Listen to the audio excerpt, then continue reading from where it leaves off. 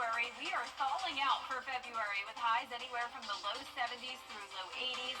Coming up, I'll have a look at how long this warm-up will last. Right now on News Channel 6 at 4, plans for Augusta's new hockey team move forward, where things stand and what we can expect. Plus, should the old First Baptist Church be preserved? What the owners of the building are asking from Augusta leaders. And the new Piedmont Augusta program to make every woman heart healthy. Your news at 4 starts now. Live from Television Park, this is WJBF News Channel 6 at 4. Good afternoon, everybody. I'm Brad Means. And I'm Jenny Montgomery. Thank you for joining us. Coverage you can count on begins with a wrecking ball possibly taking aim at an historic building in downtown Augusta. The owners of the old First Baptist Church on Green Street have requested a certificate of appropriateness to demolish the building. Last month, the Historic Preservation Commission voted to give the owners 10 days to fix the code violations. Augusta historians call the building significant and want to see it saved, not razed. It's architecturally significant. I think it's historically significant very much. It's on the National Register of Historic Places individually. It's also in basically 2 historic districts and the locally designated historic district. It needs to be preserved. Augusta commissioners are the next stop for this building battle. The owner and a member of the Historic Preservation Commission are both scheduled to address city leaders at Tuesday's meeting. New at 4, the Augusta-Richmond County Coliseum Authority approving a plan to move forward with ice hockey at the new James Brown Arena. Oak View Group, which manages a lot of arenas around the country, has agreed to come up with about $10 million for ice-making equipment. Authority VP Brad Usry says this new arena will benefit the community and the economy. You know, again, it's exciting. I mean, to get past that hurdle with the hockey and have a really great owner that's got a track record and knows we're going to be successful, it's huge. I mean, it's huge for the arena. Plus, the economic benefits of hockey with 62% more success rate for the arena. But really, it's just a good thing all around for the arena and for the community. They hope to have the arena completed by 2027. Time now to talk about our weather and above average temperatures. Yeah, pretty nice start to February, Jenna.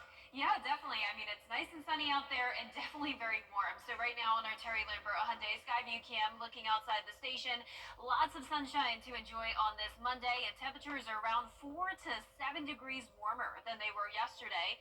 And even yesterday was pretty warm. We got into the upper 60s. Right now we're in the upper 60s through low 70s. A lot of places right around 70 degrees, like Louisville and Millen.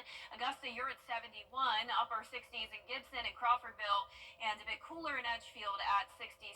Overall, feeling nice and comfortable out there today with dew points in the 40s.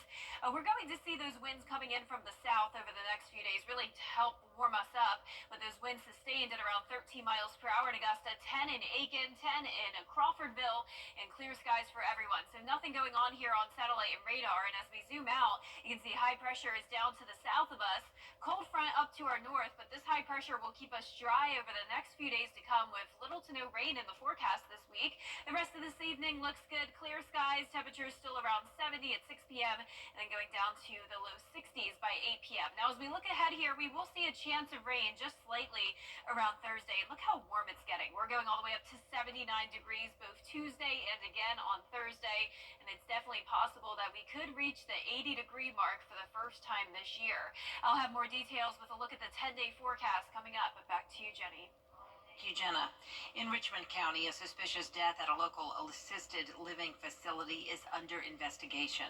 According to investigators, 82-year-old Harry Millard was taken to the hospital January 6th for injuries they believe he sustained while living at Barclay Senior Living Facility on Fraser Court. He died 2 weeks later. Both the coroner's and sheriff's offices are investigating. Count on us to bring you updates as more information becomes available. 1 in 3 women will die from heart disease. Well, now Piedmont Augusta is offering a special screening program for women that could save lives. Here's Allison Hubbard. American Heart Month. It happens every year in February. It's a time where we focus on heart disease as the #1 killer of men and women, and try to bring education, risk factors for heart disease, symptoms and signs of heart disease. About 90% of women have at least one risk factor for heart disease. And this year, Piedmont Health has a program to help.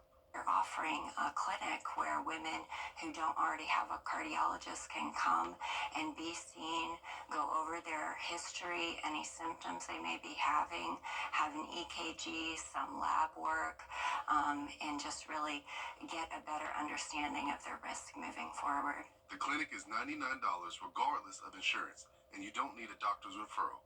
It's just one more option to help women in our community stay heart healthy. So there's different levels of screening, from simple blood pressures to labs to imaging. And when we do, like when we go out to do imaging at some of our fundraisers, we'll image the arteries in the neck, so we can do that right there. Nobody has to disrobe. It can be done in a public medium and public spectrum. And we can tell you, we've got issues here we really got to get serious about. And an individual is fully engaged when they look at that and they see the dark areas where blood goes, the whiter area, that's where cholesterol is. So I really have that in your artery? Yeah, you really got it in your artery. In Augusta, Ellison Hubbard, WJBF News Channel 6. That clinic is located at Piedmont's Somerville campus, and if you'd like to sign up for screening, you can find this story at WJBF.com. When Ruby Bridges was 6 years old, the civil rights movement was front and center, as she was the first African-American child to attend an all-white elementary school in the South. Tomorrow on Jenny, the Augusta Junior Players talk about their upcoming production, Ruby, the story of Ruby Bridges. The show is mixed with songs from the 60s as the story explores the joy, laughter, tears, and tension surrounding a very pivotal moment in American history. The actress portraying older Ruby tells us what it means to her. She was only 6 years old when she became a civil rights activist. Only 6 years old. That's crazy. Because she walked 5 blocks. Right, exactly. And because of her and all of her experiences and her hard work, she paved that way for African American students, and not just African American students, but for all ethnicities. Yeah. She paved that way. We'll also hear from one of the actors in the upcoming Heart Show in Aiken, I Love NOLA, and find out about a new study at USC in Columbia that's recruiting adults here in Augusta. It's all about the effects of a vegan eating plan. Tuesday at 12:30 on Jenny. The Irish American Heritage Society kicking off its St. Patrick's Day celebration in grand style. The group naming Ray Brady as this year's parade grand marshal at a party over the weekend. There were also awards for the Family and Lady of the Year. We spoke with leaders about the importance of heritage. Being a part of the Irish American Heritage Society is something that I take very seriously and something that I'm honored to do. My grandparents helped start this organization. My father's been very involved. My family's been involved. To be a part and continue this and be a part of the legacy is very important to me. And it's not my society, it's our society. The St. Patrick's Day Parade is going to be held on the actual St. Patty's Day, which is Monday, March 17th. Coming up, the inspiring story of a woman who contracted HIV as a teenager. Her message ahead of Black HIV/AIDS Awareness Day. And tomorrow we'll have a full morning with some fog early on, then back to sunshine in the afternoon as we warm up near 80 degrees. Could be a little bit cooler as we go into Wednesday, and then a bigger cool down possible next week. I'll have a look at that coming up. Act on facts to slow GA. Ask your retina specialist about Syfovre. No, just the facts.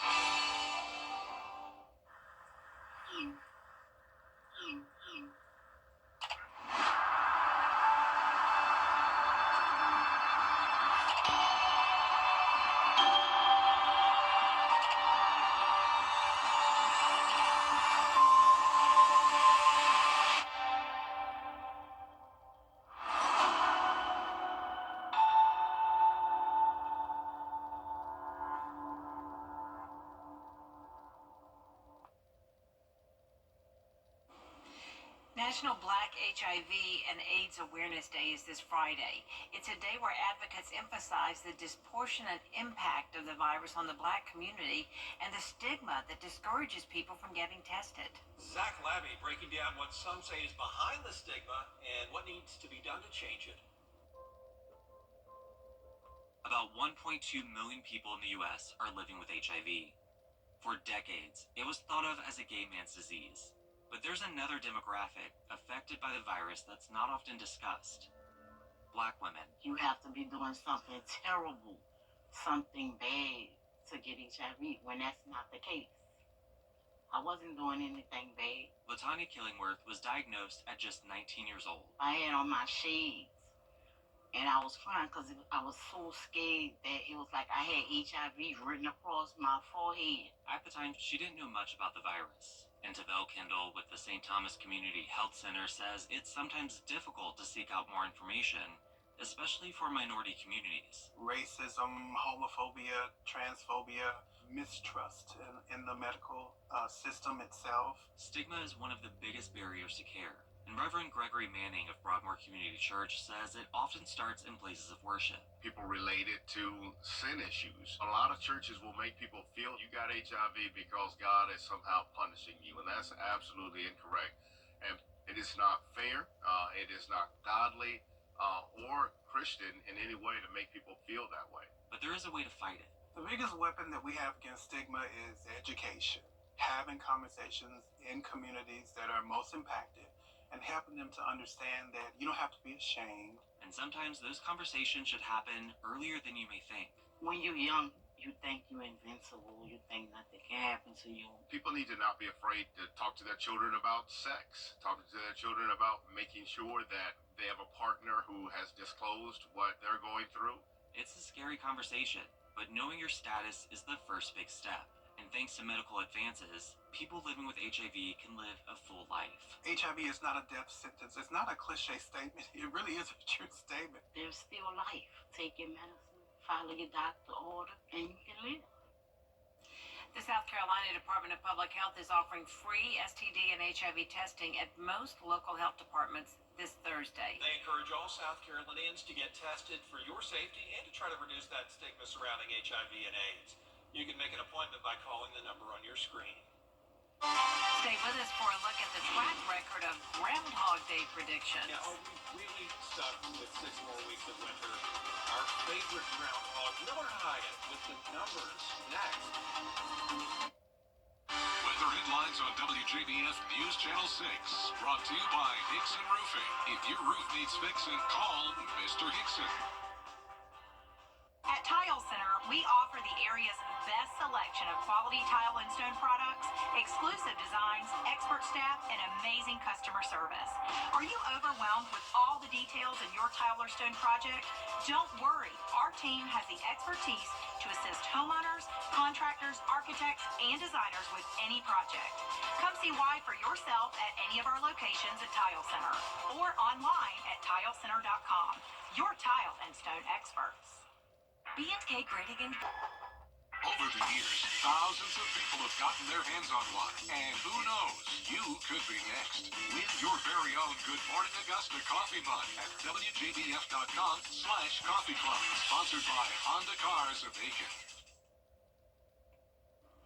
Now, your most accurate forecast with WJBF Live Viper 6. Welcome back and happy Monday. I hope you had an amazing weekend and enjoyed the sunny weather. But right now on our Terry Lambert Hyundai Skyview cam, it's still nice and sunny out there, and it's getting even warmer than it was this weekend.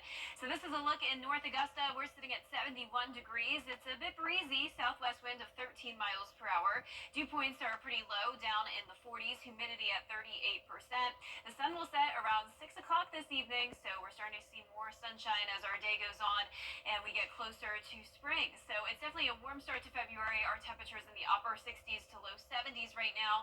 Swainsboro, you're at 72, and same thing over in Sylvania and Allendale and Barnwell, the warmest spots on the map.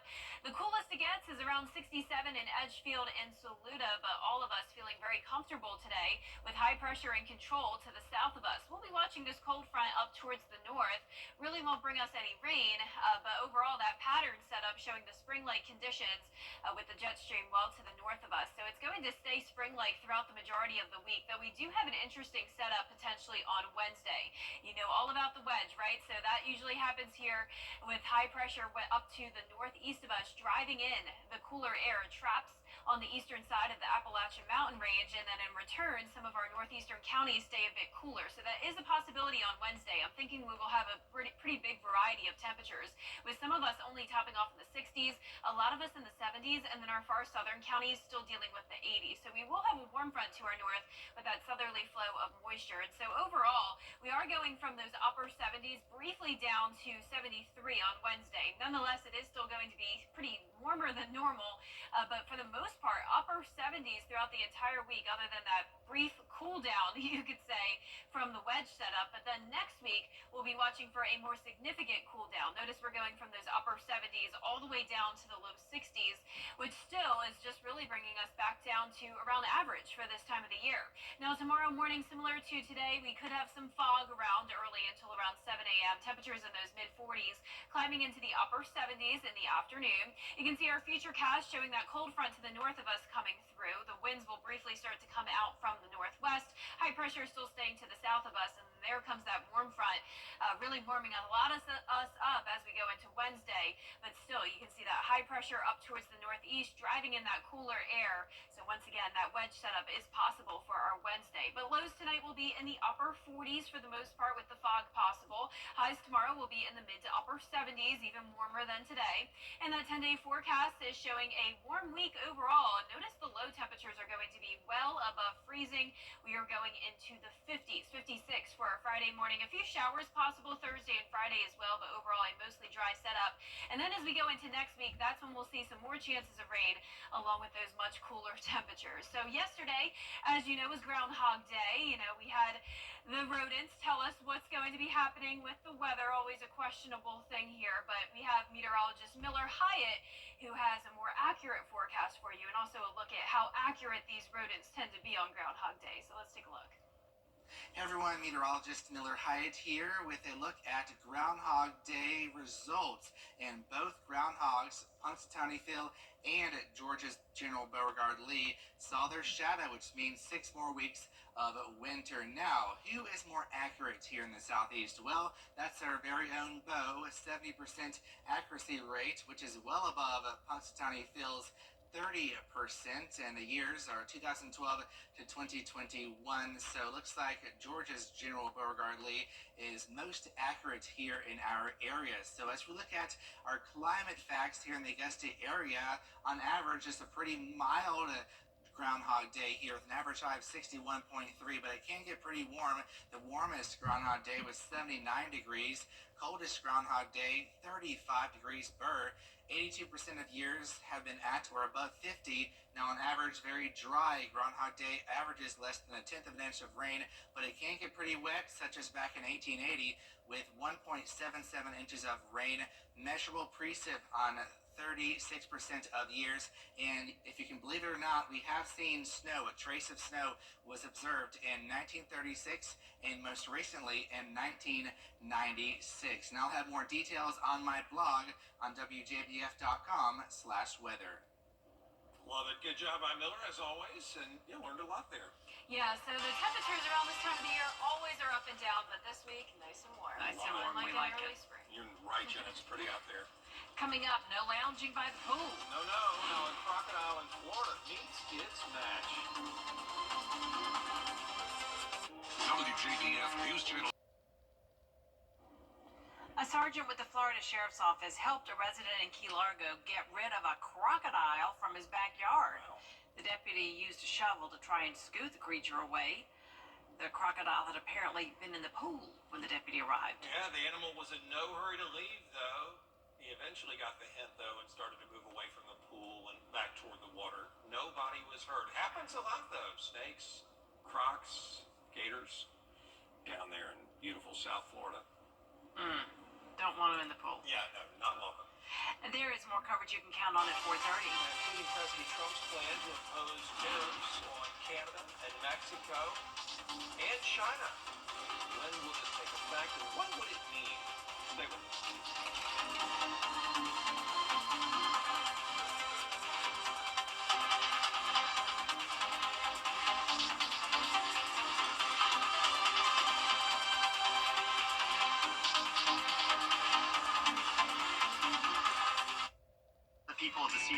count on us after an accident because they know about our skill in the courtroom, how we treat clients like family, how we love this community. Call me, the Augusta guy.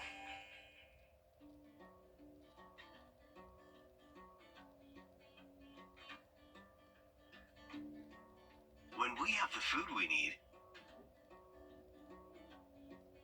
we are at our best.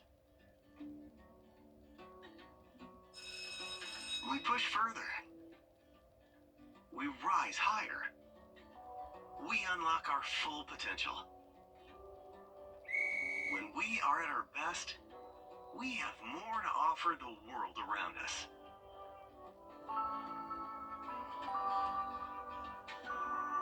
When we have the food we need, we make our communities stronger. Together, we can help everyone get the food they need to thrive. Join the movement to end hunger at feedingamerica.org/actnow. The Xfinity Series drivers are here to shake up NASCAR.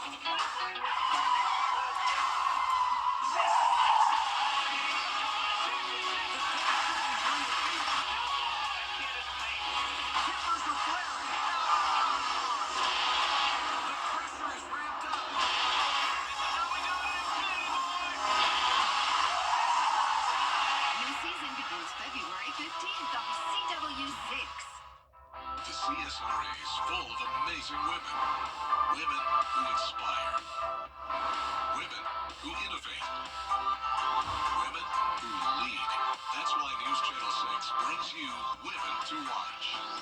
On the last Wednesday of each month, News Channel 6 recognizes local businesswomen who are making a positive impact in our community. Nominate someone today at WJBF.com. Sponsored by Goodwill. The CSRA, WJBF News Channel 6. Get clear, accurate stories that don't waste your time at WJBF.com. The News Channel 6 mobile app is now even better. Download it today.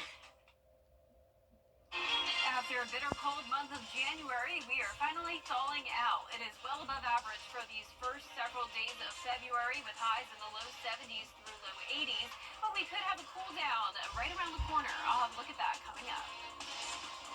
Now at 4:30, an agreement to put tariffs on goods from Mexico on pause as the country braces for potential impacts. Plus, in today's Political Minute, we're learning more about President Trump's approval rating and a look at the budget for South Carolina's education, how it could impact teachers. Your news at 4:30 starts now. Live from Television Park, this is WJBF News Channel 6 at 4:30. A major effect on Americans' wallets. Good afternoon, everyone, and happy Monday. I'm Dee Griffin, and we are so glad that you are joining us today at 4:30. From cars to groceries, higher prices expected for... Time now for a first look at our weather with Chief Meteorologist Jenna Petracci, who is joining us to talk about this beautiful day we have had. The sun was out. I thought the temperatures would be a little bit warmer, but it was nice. It was a beautiful day still, Jenna. Well, Dee, if you're wanting some warmer temperatures, it'll be here tomorrow. It's going to be close to 80 degrees. So in the meantime, enjoy these cooler temperatures, you could say. It's actually one of the coolest days out of the entire week today with those highs around 70. And right now on our Terry Lambert Hyundai Skyview cam over at Washington Road, you can see all the sunshine. It is just a beautiful day out there. And you can see it's warmer than it was yesterday. So over the weekend, we were very comfortable in the 60s. Now it's around 4 to 6 degrees warmer than yesterday. And that's putting us in the upper 60s through low 70s. Thompson, you're right at 70 degrees, 72 in Barnwell, 73 in Swainsboro. That's our warmest spot. Augusta at 71, 71 in Sparta, 72 in Lincolnton, and those upper 60s as well in Aiken. So the dew points are in the 40s for the most part, so some pretty dry air in place with the clear skies. Winds are coming in from the south. That's definitely helping to warm us up. We're seeing those sustained winds up to around 13 miles per hour in Augusta, 12 in Waynesboro and Evans, so a bit breezy on our Monday afternoon. And as for our satellite and radar, really nothing going on. We did have the fog this morning.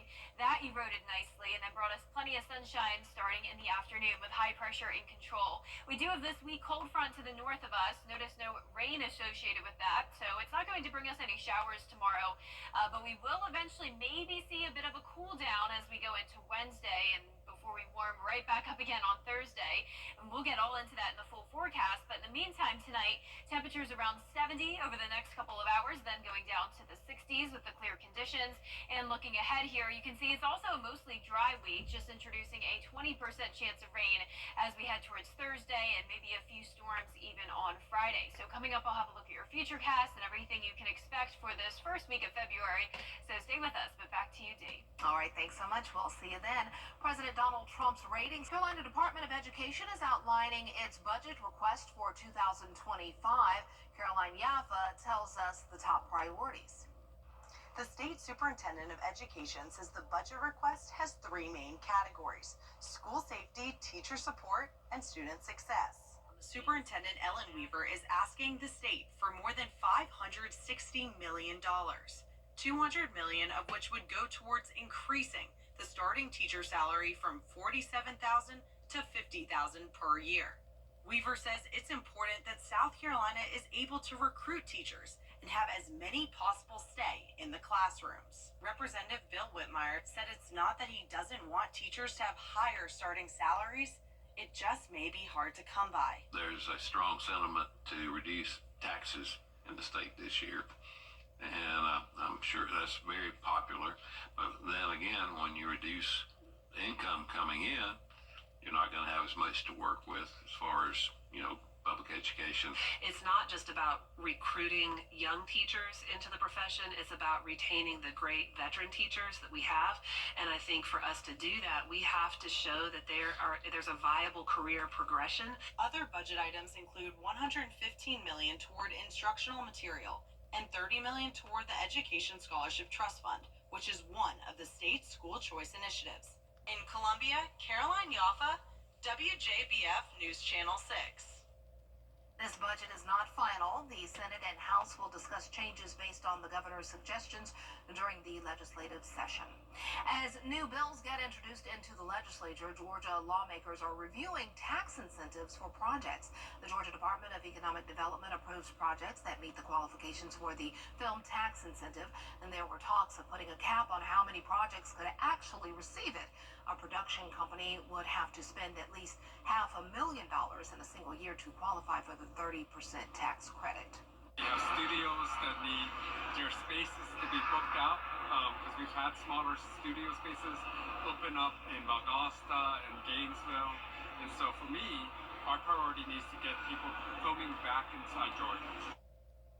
Lawmakers say the entertainment industry in Georgia has created thousands of jobs and investments, but opponents fear it's grown too fast. Some lawmakers say restrictions would drive film and TV productions to other states that offer similar incentives like Georgia and hurt the state's economy.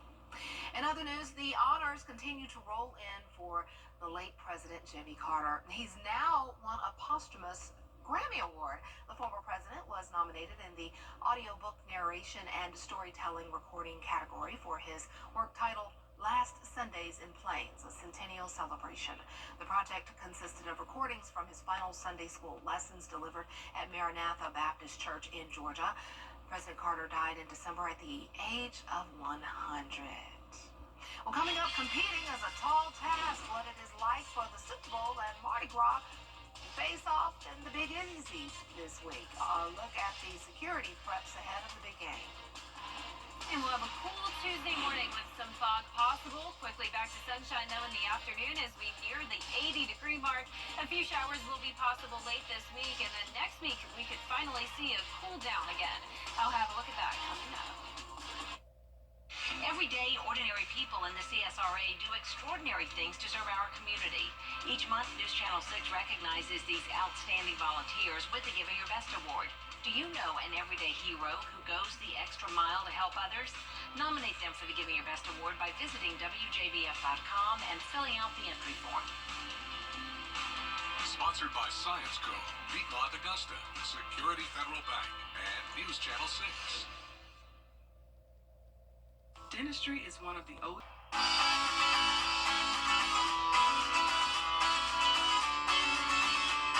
Follow News Channel 6 on Instagram. Now, accurate forecast with WJBF Live 5 for 6. Welcome back and happy Monday to you. It's a beautiful sunny day. We did have a foggy start, but by the time we got to the afternoon, the sun came back and it's looking great here. As we take a look at our Terry Lambert Hyundai Skyview Cam from Wellstar MCG Health, we're sitting around 70 degrees. It's breezy, southwest wind of 13 miles per hour, humidity low at 38%, and around the CSRA upper 60s to around 72. That's the warmest it gets today, which is definitely unseasonably warm for this time of the year, but today is actually one of the coolest days out of the week, believe it or not. So we have high pressure down towards the south of us. That's driving in this southerly wind to warm us up, and then we have a weak cold front to the north of us. So no rain moving in on Tuesday. That cold front will bring some warmer temperatures ahead of it, all the way into the upper 70s by tomorrow afternoon. So we're getting awfully close to that 80-degree mark, and overall the setup this week is very spring-like. Jet stream to our north with the winter weather impacting around half the country, but for us it is feeling more so like March or April, you could say, with a lot of us in the 80s. But we do have something interesting to point out for you, and that's the wedge setup. So this is looking more and more likely to be the case on a Wednesday, which means not everyone will be warm. In fact, it's possible that some of us could really only get to around 60 degrees for our highs, and that's all thanks to this northeast wind driving in cooler air. It gets trapped on the east side of the Appalachian Mountains and then goes down into the CSRA. Now, our southern line counties still have this southerly flow coming in, and that'll warm a lot of us up still into the 70s and 80s. So as of now, I'm still going with a high of 72 in Augusta, but you can tell it's still a big difference from the 79 tomorrow, and then we're getting right back to around 79 to 80 degrees for Friday. And then look at the other cool down that's coming our way, a more steep cool down. Highs back down into the 60s by next Monday, and it looks like most of next week will be back to more typical temperatures for this time of the year. Now, in the meantime, our futurecast showing that southerly wind ahead of the cold front warming us up by Tuesday afternoon. Cold front pushes through, some cooler air coming in for Wednesday, but we still have this warm front to the north of us. So overall, still that southerly flow coming in, and that's why some of us will still get warmer on Wednesday, but you can tell it's going to be a cloudier day, maybe even a few showers, and some of us on the cooler side, once again with that high pressure to our north. Now, by Friday, it's possible we could see a few showers, maybe even a few thunderstorms with how warm it's going to be, so keep that in mind for Friday afternoon. But other than that, it is going to be a mostly dry week. Fog still possible again tonight through tomorrow morning. It will be cool in the 40s to around 50 degrees. Highs tomorrow certainly very warm, nearly 20 degrees above our average of 61. Now, that 10-day forecast is showing just a 20 to 30% chance of rain Thursday and Friday. A very warm and sunny weekend, and then next week, notice the clouds, the rain, and the cooler temperatures. And we'll be right back. After an accident, consider this. Insurance companies track the results of law firms. They know which ones ignore lowball offers and file lawsuits, and which ones have never seen the inside of a courtroom. If your lawyer has a reputation for settling cheap, what kind of offer do you think you'll get? I'm Austin Jackson, and my law firm, insurance companies respect us because we stand up for our clients. Injured? Call Austin Jackson, the Augusta guy. 706-724-7224. Here at Medical Associates. BTV. More top stories next at 5. Weather headlines on WJBF News Channel 6. Brought to you by Hickson Roofing. If your roof needs fixing, call Mr. Hickson.